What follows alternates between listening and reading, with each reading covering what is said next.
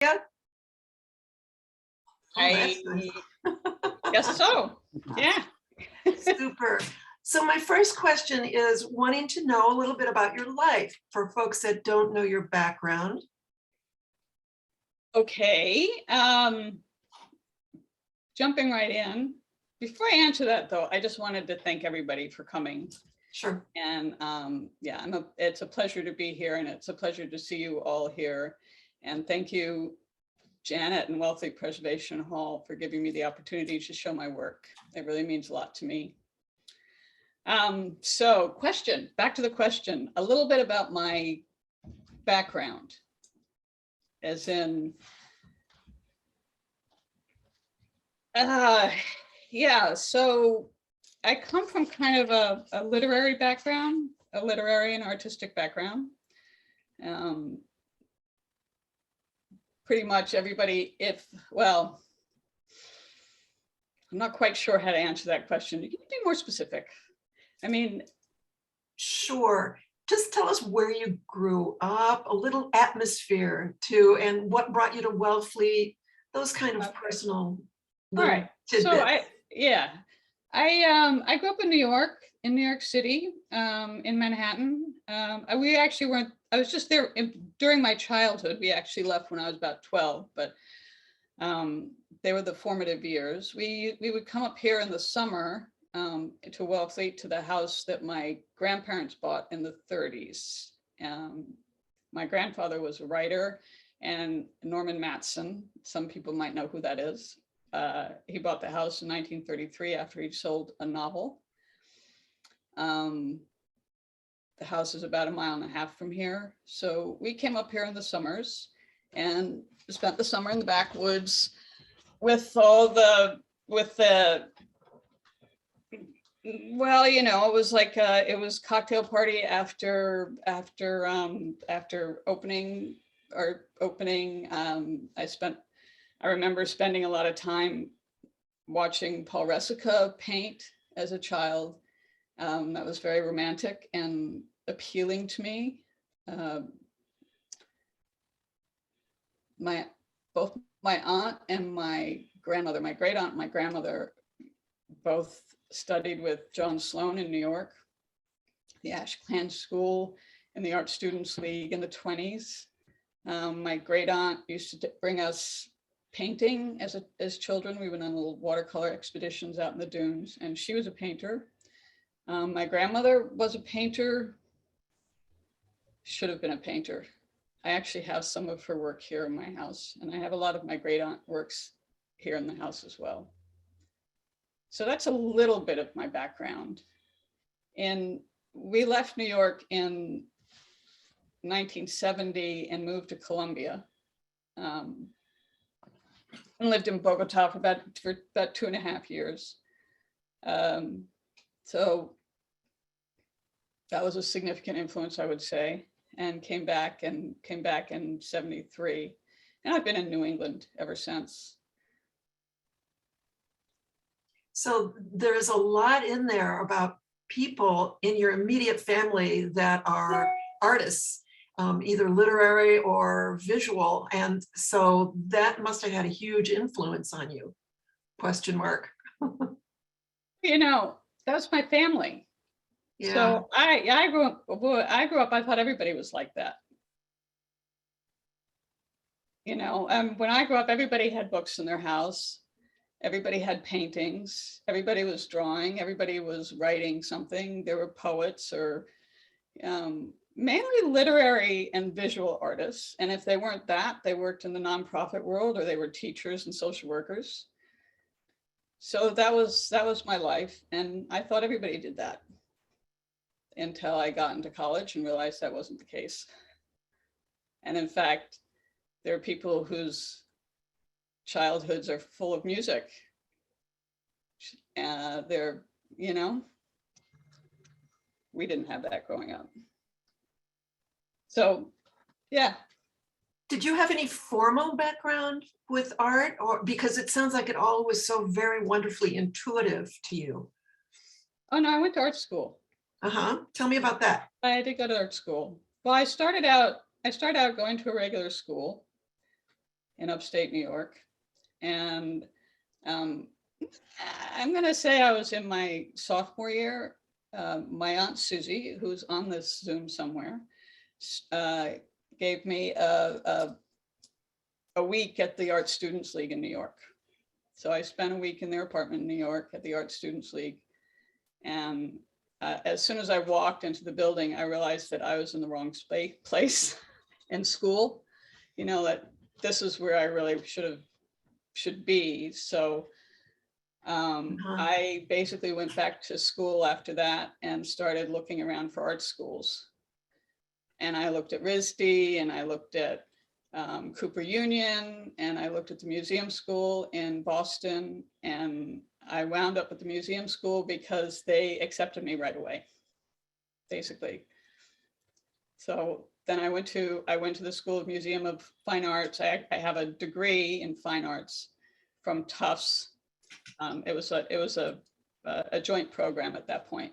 Yeah. It's now all under the umbrella of Tufts, but at that point it was still a joint program. Yeah. And I was there for 2.5 years. I went to art school.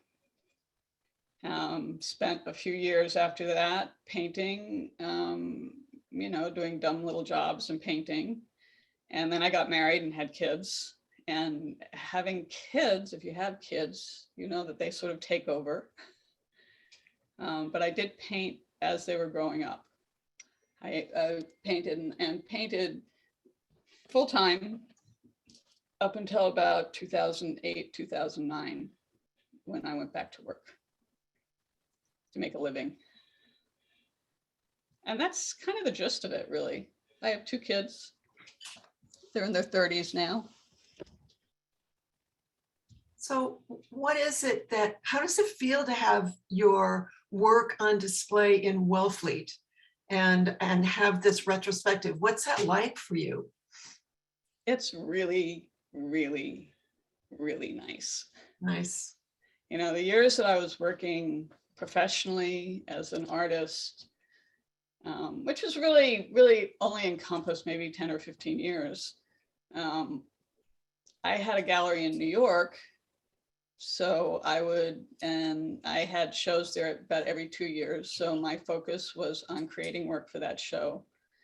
And at the end of 2 years, I would take all that work out to New York. I had a couple of shows here locally. The Kendall Gallery showed some work of mine in the Knots, I think it was. I had a show at the museum, the art museum in Venice, the Cape Cod Museum. Mm-hmm. That was really, I really didn't show a lot down around here.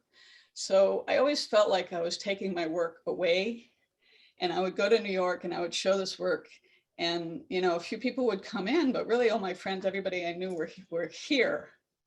The last couple of shows I had in New York, I would have a studio open house so I could share my work with people here.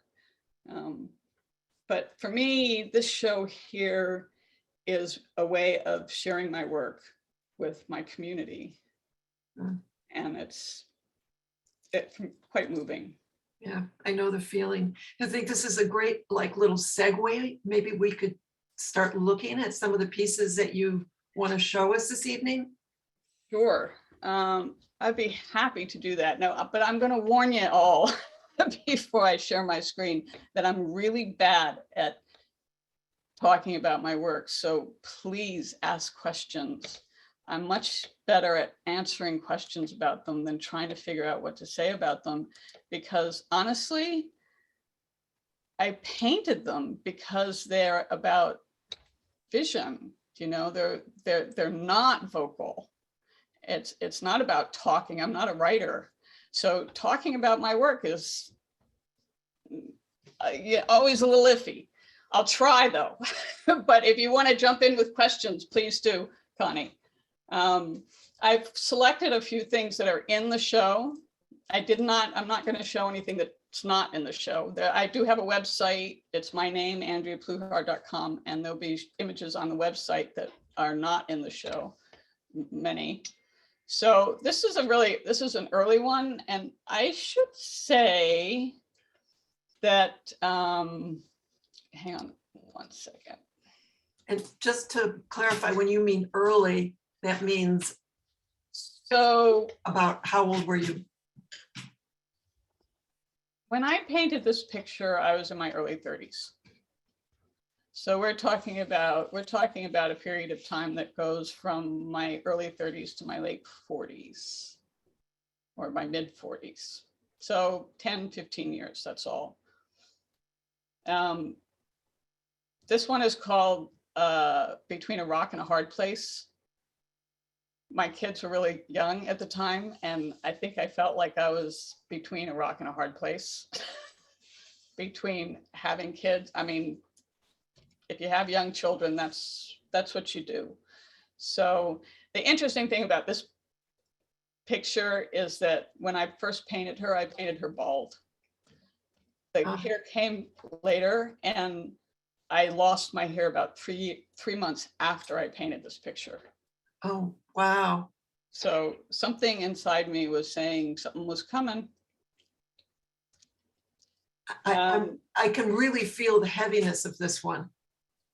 Yeah. Yes, I mean, I'm feeling the pressure.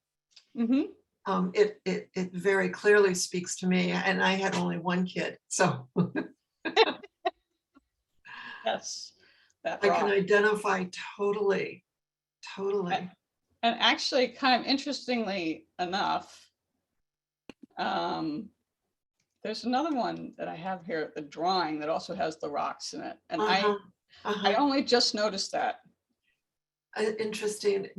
There's a huge difference because one is really dark, and this one has so much more light in it.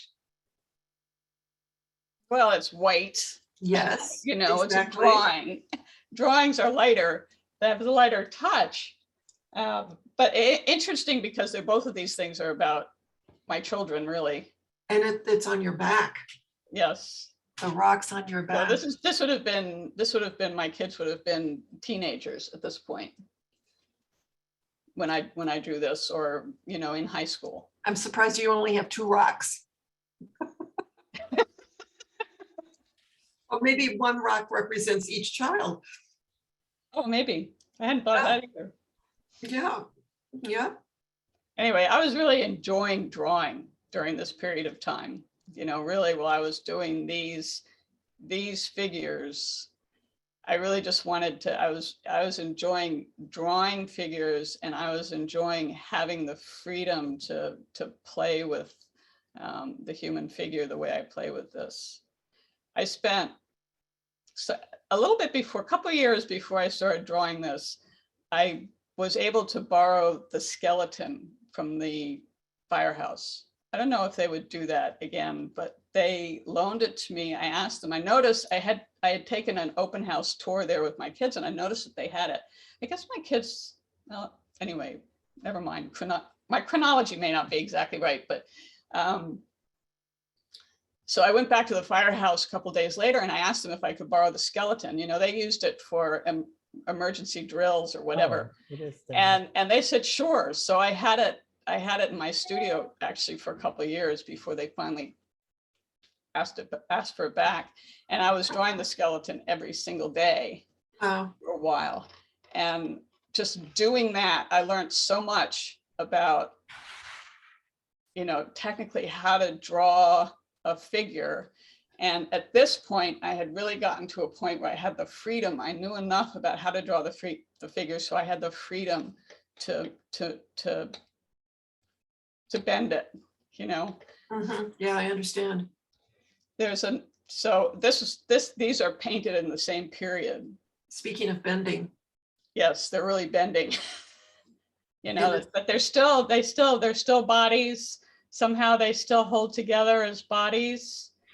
But I've taken obviously a lot of liberties with the human anatomy.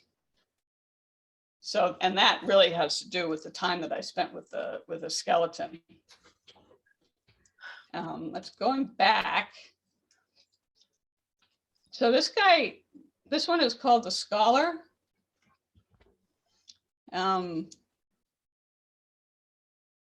it's also kind of allegorical, the way this is a little allegorical. I mean, it's almost, this one is a play on words. This isn't really a play on words, but it's definitely a play on concepts. You know, the scholar is the young man and or child really, who's reading a book, who's thin and young and supple and eager. The guy in the back, he's been there already. I mean, he's large and seated and very stable and kind of rock-like. You know, he's done everything already. And he's watching the scholar. He's watching the scholar and knows where the scholar is going to wind up, really. So people have different reactions to this picture too, which I think is really interesting. Some people think the teacher or the mentor, whatever you want to call him, is a good guy, and some people think he's a bad guy, which I think is very interesting. I think of him as being a good guy, incidentally. This one is the one that's been on the, you know, it's been sort of the logo for the show, or whatever you want to call it, the titular image. This is the world. She's actually a kind of a retelling of a tarot card. And there are a couple of images in the show that come from tarot. This one and this one are both come from tarot, and there are a couple of others. This is the world, which is the last card in the tarot deck, in the major arcana of the tarot deck. And it's the world is sort of the culmination of the deck. So it begins with the Fool and it ends with the world. So she's floating in the air. Well, she's floating in sort of a interesting non-space, because, you know, the earth is above her and it's below her. So she's really in kind of an eternal space that she's floating in, and she's kind of perfectly centered. It's the way I can think of it. I have this image upstairs in my bedroom, and I find it very useful to remind myself to center myself. That's lovely. Yeah. And it's also interesting to me in all the ones you've shown about how you use the body in all of the images. And there's an incredible relationship to space. So I'm really appreciating that. Yeah. Bodies move in space, and getting them to draw correctly in space is very interesting technically. I mean, just from a purely artistic point of view, that has nothing to do with, you know, the way I'm feeling or what I'm thinking or anything, but just technically drawing a body in space is so interesting, and it's just an intriguing process. So you're talking about the integrity of the anatomy. Yeah, except it's not really. You know, it's nobody actually looks like that. You know, nobody in the world actually looks like this picture, but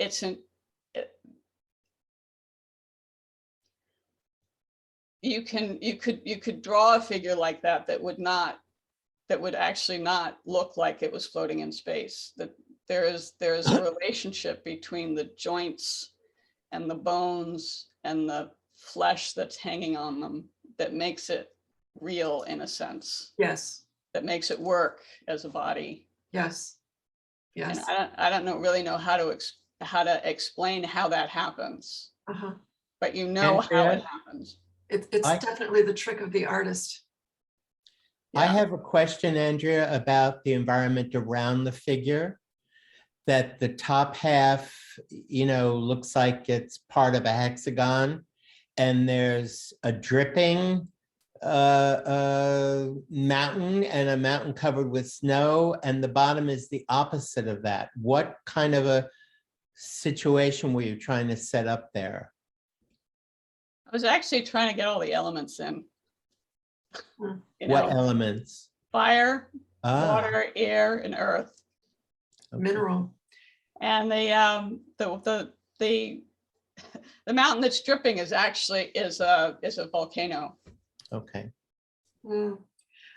I can tell that there are people asking questions. Some people have asked questions in the chat, but before we go to the question period, I have one more question because it's phenomenal to me to see your artwork and then to be in your studio and see the violins. So I just wondered if you wanted just to say a little bit about, you know, what's happening with your working with violins. And if people know about that in Wellfleet.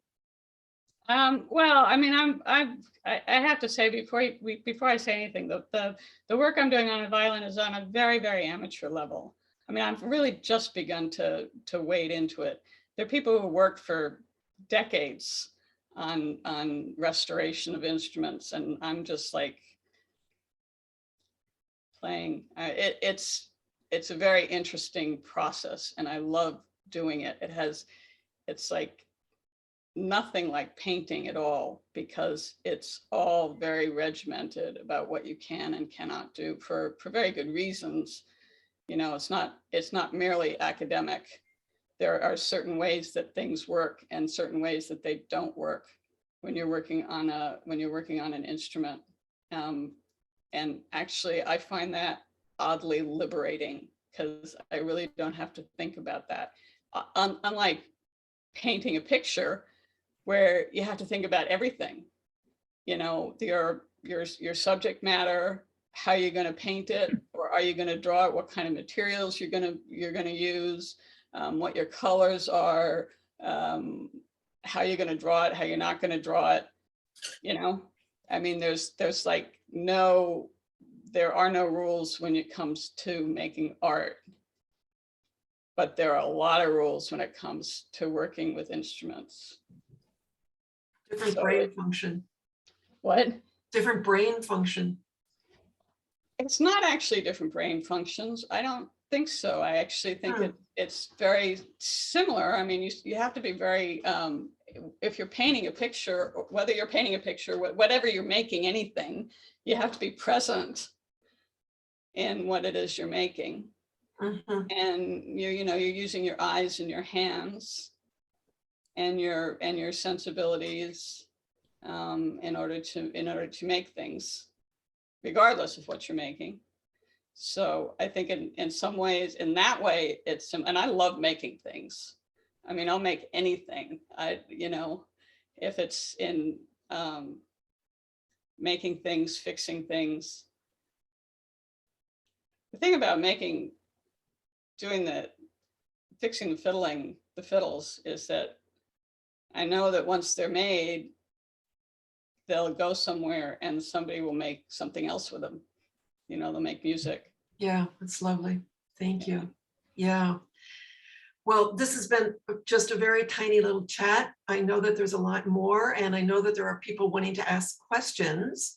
And I'm wondering if Janet wants to jump in to deal with the questions. Sure, I can do some of the questions in the chat. And whoa, my screen just did a funny thing. Okay. So somebody that it looks like they're related to you, similar last name, had the scholar just made her laugh.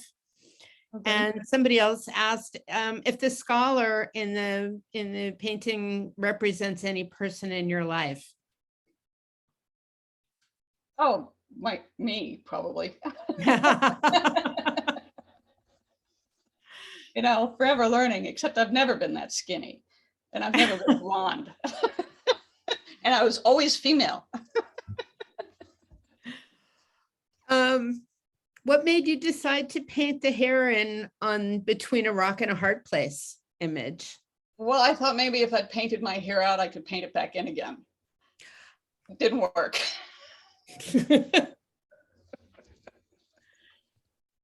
That's all I see in the chat. But what I would say is that if anybody has questions, certainly unmute yourself for the question. And I think that's helped a little bit with the echo. Yes, no? Yeah, but yeah. Uh, Oh, somebody, do you guys want me to keep the, it looks like somebody wants to keep me to keep the pictures up. It looks like people are wanting to see more images, yes. Okay. I don't really have that many up, but that, shall I just run through them and name them? Well, can I You ask a should question? name them and tell us more or less when in your trip you did these various ones. And also what was going on in your life when you did them? I would find that very interesting. Okay. So this one, I did this while I was reading. I went through a period of time when I decided I'd go back and learn Spanish properly. So I was reading a lot of Spanish, and I read a lot of Garcia Marquez, who I love, who reads much better in Spanish than in English. And this is an image from Love in the Time of Cholera, which I think is probably his best work. And these are two characters from the book. The man is Florentino and the young woman is America. And they were actually lovers. It was a very strange and bizarre relationship between these two people. Kind of felt to me a lot like these two people feel in this painting. So I was trying to express their relationship a little bit. Her kind of desperation and his, what's the word that I'm looking for? Stiffness, rigidity.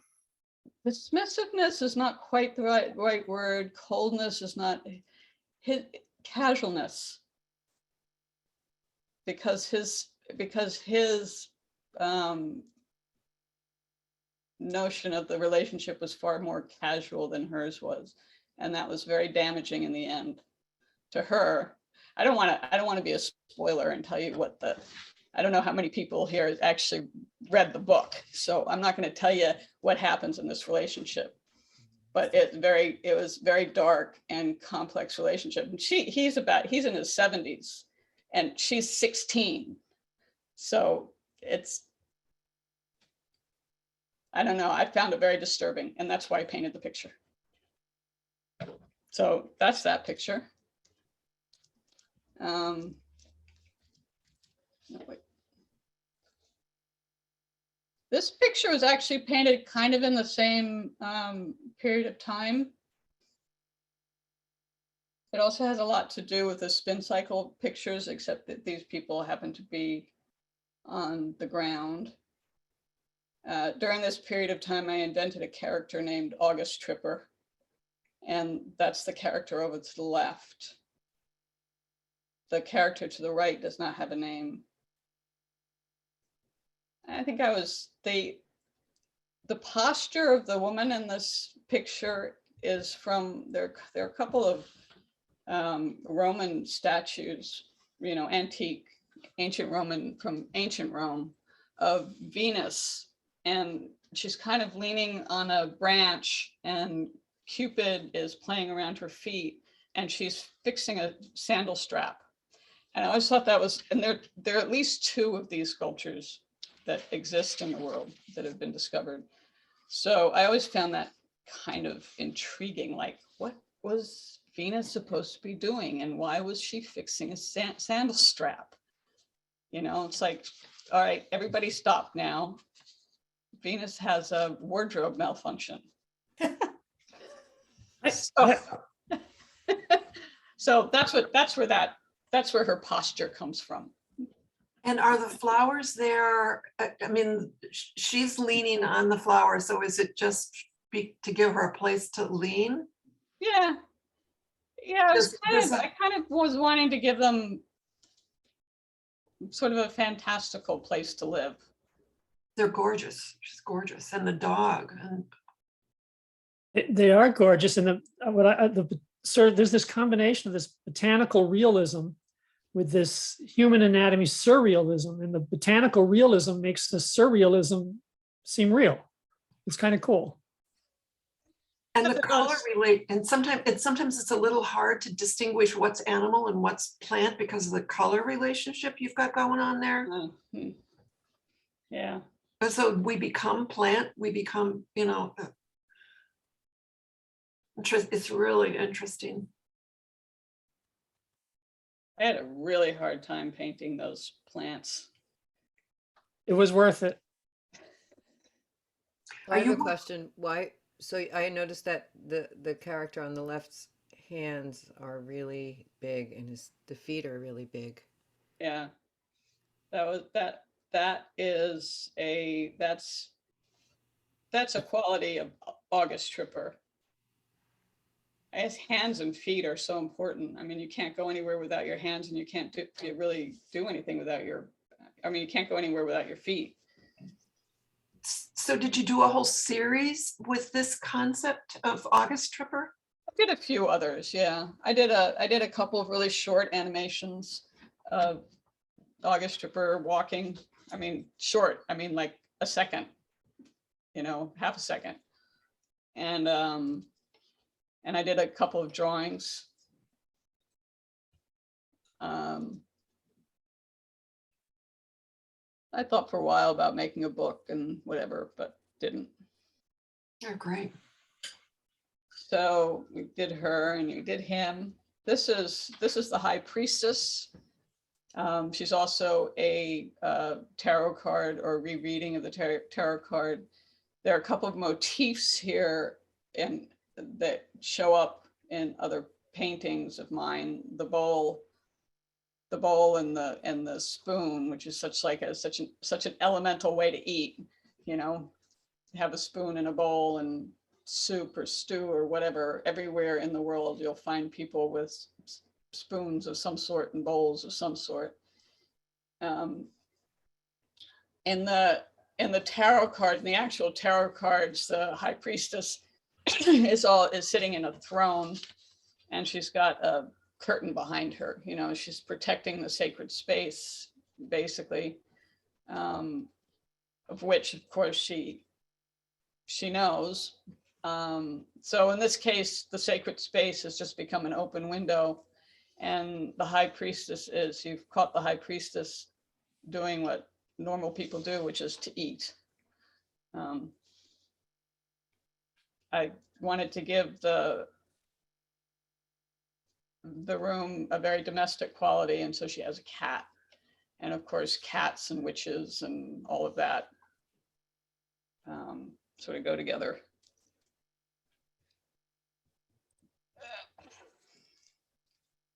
And these guys, I love these guys. These guys are not for sale. These were made for my kids when they were in elementary school. We were doing a bunch of drawings called Exquisite Corpse, that game where everybody has a piece of paper and everybody draws a head, and then you fold it over to the necklines, and then you pass it on to your partner, to your person over to your right, and they do a body, etc., and then you pass it on. So my kids and I were doing these drawings, and some of them I thought were really interesting and charming. So I would take those drawings and make paintings out of them while the kids were in school.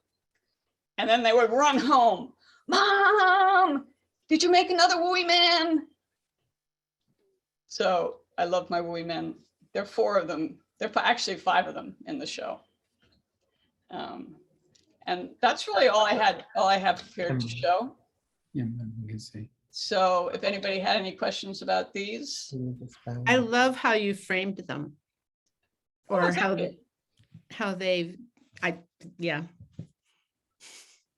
Yeah, I invented those frames because I was trying to figure out, because when you paint on panels have a way of warping. So I needed to find a way to unwarp some of them. So there is a method for unwarping a picture, which entails putting a whole bunch of hardwood strips along the back of a panel and then slipping bars inside them the other way. So you're doing one way and then you're doing it the other way. And I kind of took a version of that. Not really, but that was my thought. You know, so the pieces are on the end on the back and they're helping to keep everything flat. And they're really casual, which I like. Do your Mhm. children know which ones are theirs? Excuse me? Do your children know which one are theirs, you know? Oh, yeah. Oh, you mean which part of the drawings? Is there drawings and which Yes, part? yes. Yeah. Well, you know, these are really interpretations of their drawings. So Christopher still just have said, Christopher says yes. Yeah, yeah, kind of. Fabulous. So I don't have a question, but just a comment, Andrea, on those two that you just showed us. There's so much energy in them. They're the eyes and the mouths and the hands and the shoulders. They're just kind of like screaming with big energy. It's really fun. And Christopher has something. Christopher is talking in the chat. I don't know if he'd be willing to talk to the group. yes. Yes. Yes, he is. All right, Christopher, what do you have to say? If he won't say it, then somebody read it. He said that the one on the left had smiley faces on the knees in the original drawing.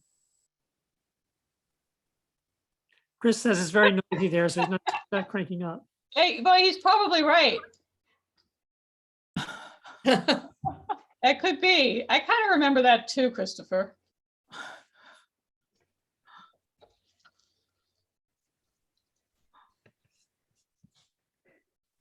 So He says it's very noisy where he is, so he's speaking in chat and not on and live. yeah, because he has two toddlers running around behind him. I don't blame him.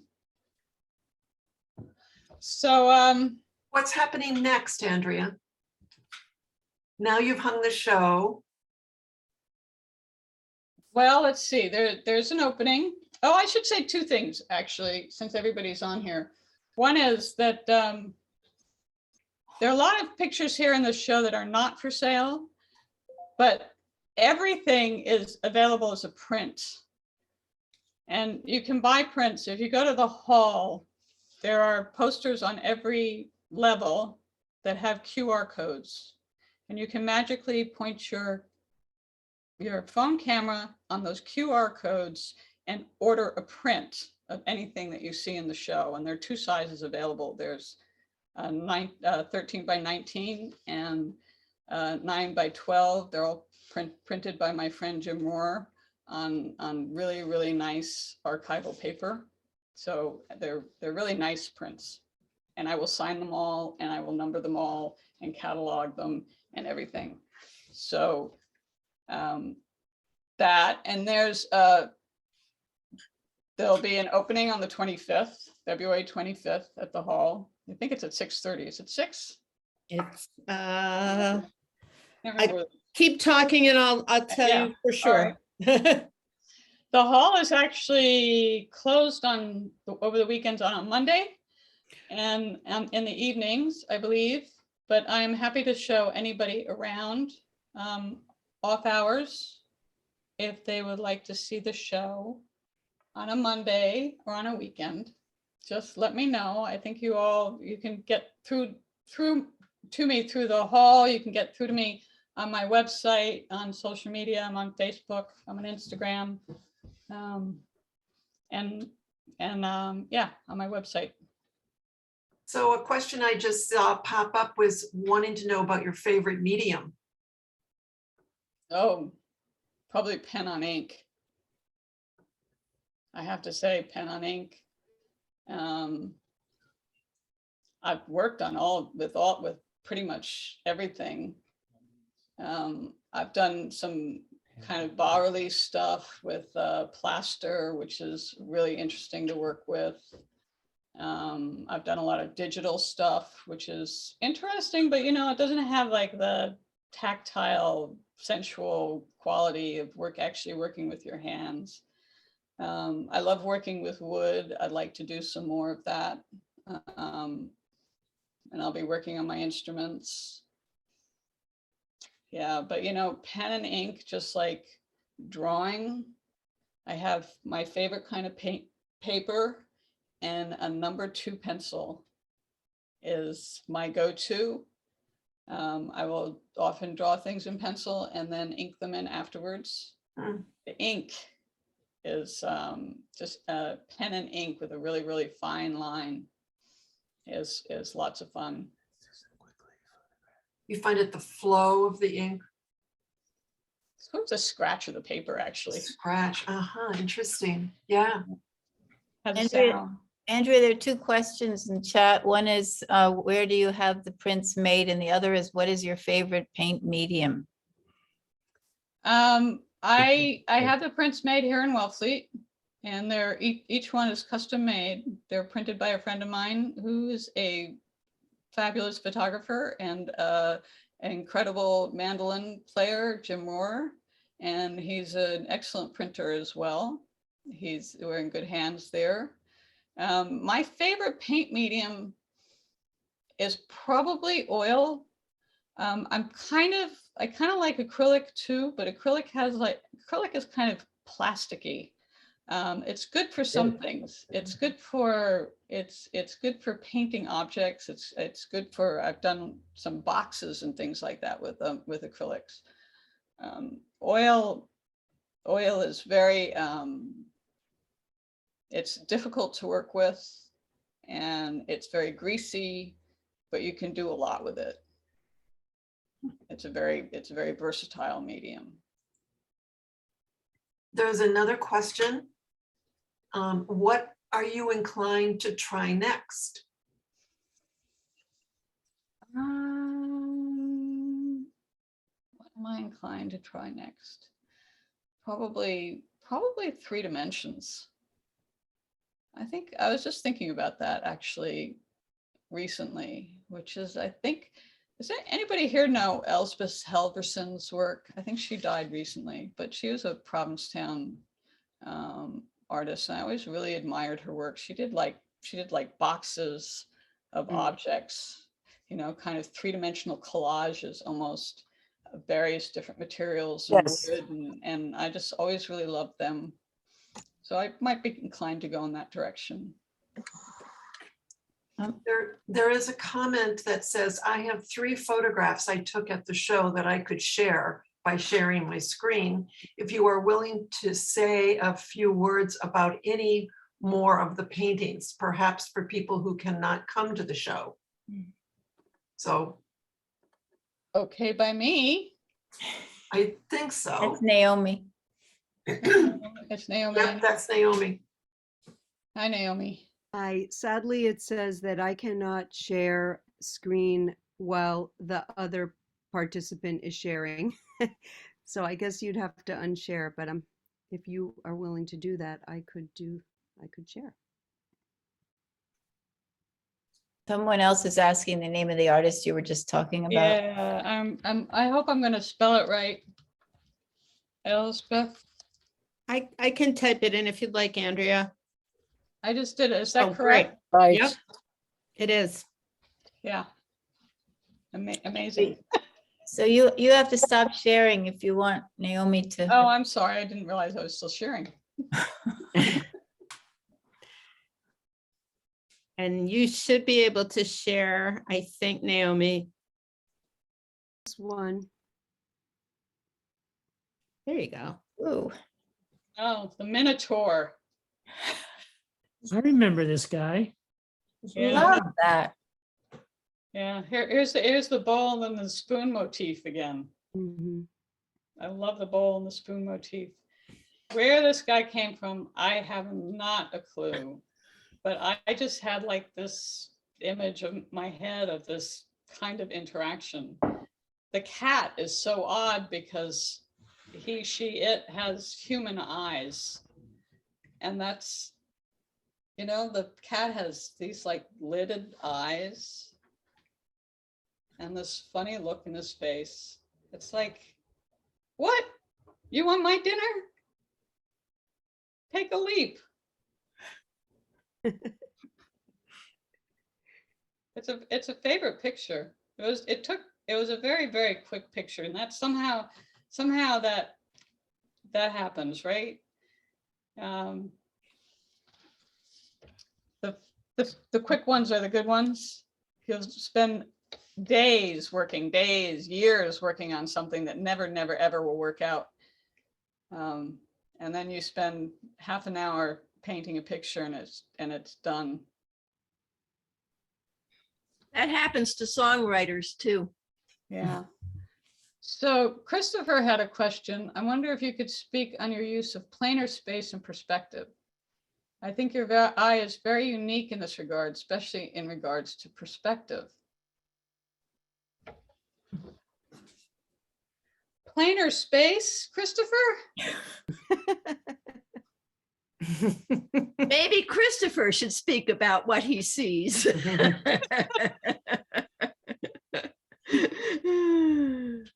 Well, you know, perspective is an interesting thing because you can completely play with people's heads with perspective. You can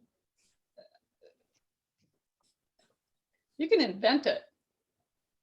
And you can use 2 or 3 different kinds of perspectives in a painting and nobody will ever know the difference. It'll just become kind of an odd space. I mean, your eye accepts total contradictions in a painting.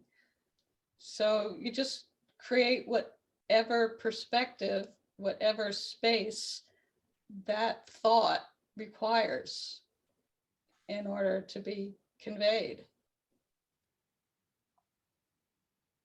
It's kind of an interesting question Christopher brought up because he's right. Most of your paintings, I've never thought about this, most of your paintings do not have a background. Some do. I mean, the goddess there in the window and stuff like that, but most of them, they're all foreground, but they're all very three-dimensional anyway. Yeah. I think that was his question.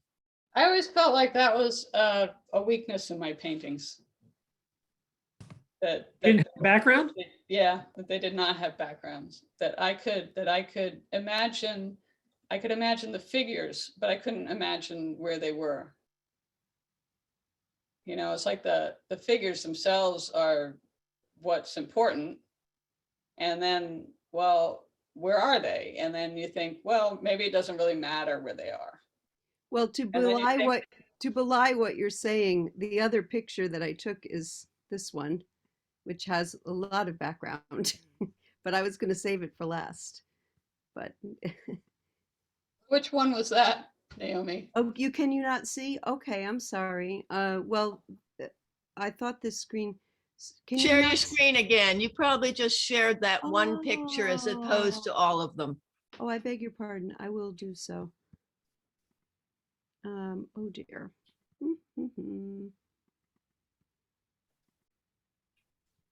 You're right. Okay, well, I'll show this one first, and then you. Well, what can you see? Can you see both of them? Nope, just the one. Okay. And are you seeing the confusion, 2 figures? Confusion and the angels. Yeah. Yeah. This one is called Talking to Angels. And I think it's really about me kind of working through what has always been a kind of internal confusion about where I am and what I'm doing. My mother was fond of telling, and I actually remember this. I do remember this. When I was about 5 years old, I asked my mother, how do I know I exist? And she would tell me the story over and over again. But I remember asking her that question because it was a very serious question for me. And it still is. actually, in some ways. I mean, I know I exist. I'm not crazy. I do know I exist, but how do you know you exist, and how do you know where you are at any given point, and how do you know how you relate to where you are? And why does actually, at this point in my life, I ask myself, why does it matter? But certainly at points of my life, that was a very important question for me. And this painting is addressing that question. Does that make sense? Let me see if the other one that I have here shows if I close that. No? Okay, I have to share again. Wow. I'm learning new things about Zoom today. And this one is actually a picture of my mother that I painted a couple of years after she died. And she died in '89. So it's really the earliest one in the show. She is sitting at a table in the house she grew up in, which is here in Wellfleet. It's the house that we spent our summers here during my childhood. And I painted this entirely from memory. I tried very hard to remember a particular It's 6 o'clock. gesture that she had. And I still have that shirt in my closet that she's wearing.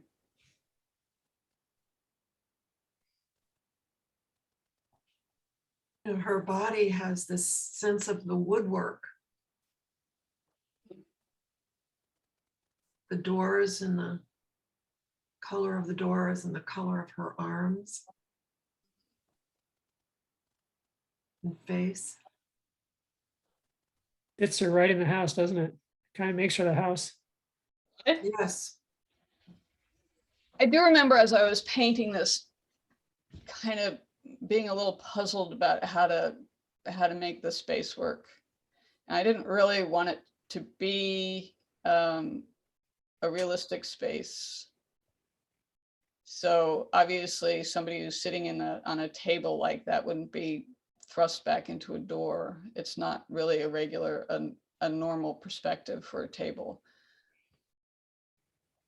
But I was happy with the way it created where she wound up in space and how her background becomes so much of what she's thinking about.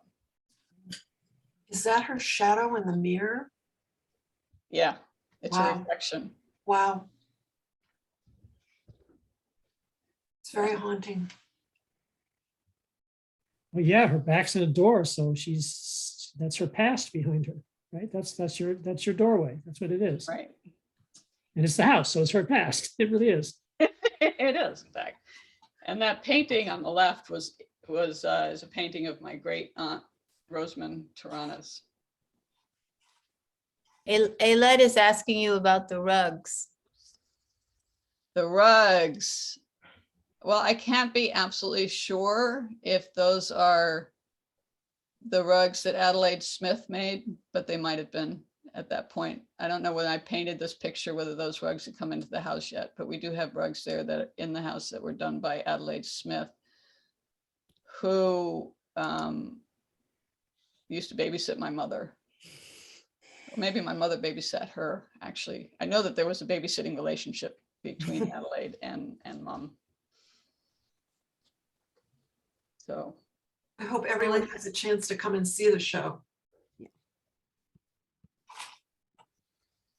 yeah, And to the reception on the 25th, 4 to 6.